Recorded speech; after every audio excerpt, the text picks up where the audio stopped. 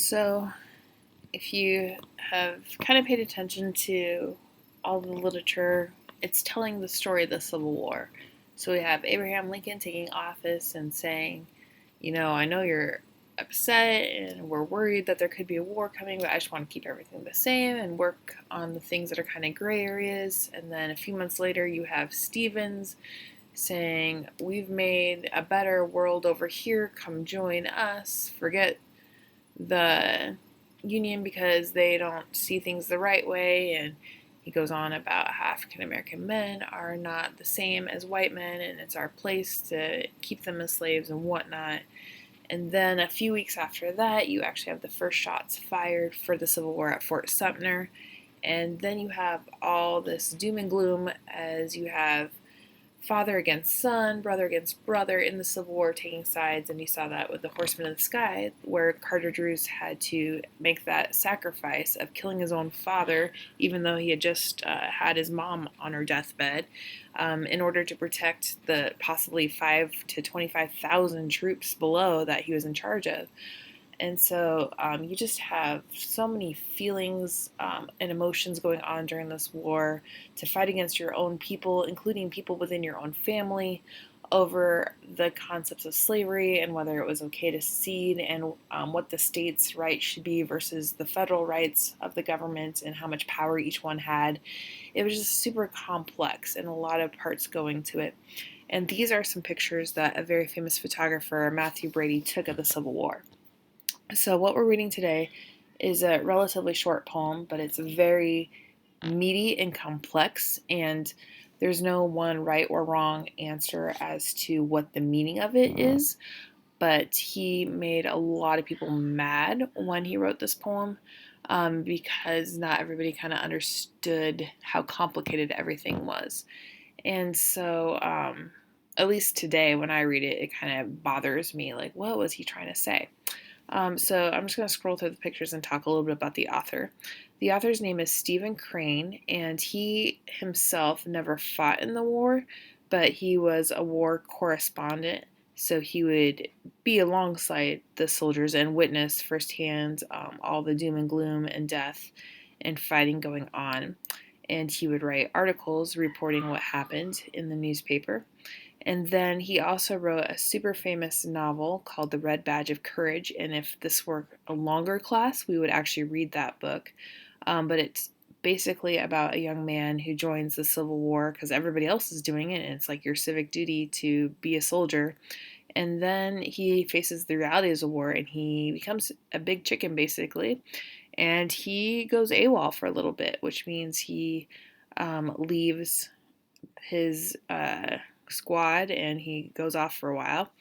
But then, through circumstances out of his control, he kind of gets back involved in the fighting, and nobody knows he was really gone. And he actually becomes the flag bearer, which means he's like his job is super important to hold the flag up high and show that his side is still alive and winning and progressing. So in this particular poem, it is interpreted lots of different ways, and I'm just going to read through it and talk through a couple ideas that people have about its meaning based on some literary terms. So, this is the poem here. Do not weep, maiden, for war is kind. Because your lover threw wild hands toward the sky, and the frighted steed ran alone, do not weep, war is kind. Hoarse, booming drums of the regiment, little souls who thirst for fight, these men were born to drill and die. The unexplained glory flies above them. Great is the battle god, great, and his kingdom, a field where 1,000 corpses lie. Do not weep, babe, for war is kind. Because your father tumbled in the yellow trenches, ragged as his breast gulped and died, do not weep, war is kind. Swift blazing flag of the regiment, eagle with crest of red and gold, these men were born to drill and die. Point for them the virtue of slaughter, make plain to them the excellence of killing, and make a field where 1,000 corpses lie. Mother, whose heart hung humble as a button on the bright, splendid shroud of your son, do not weep, war is kind. So, at first glance, maybe you can already see why people were kind of ticked off by this poem. He straight up says in his title, "Do not weep, maiden, for war is kind." So he's describing all these graphic situations of people dying in the war, kind of as depicted in these pictures. So, like a guy coming off of his horse and having his hands up, and he's like just dying. The father in the trenches, barely able to breathe and dying. The mother putting her son in a grave, basically with a shroud that would be like the cloth they put over the dead body. And he's telling them, "Don't weep. War is kind." Like what? That's not even true. War is not kind. I'm losing people, and you're describing how awful their death is. So one term you have to understand is the word irony.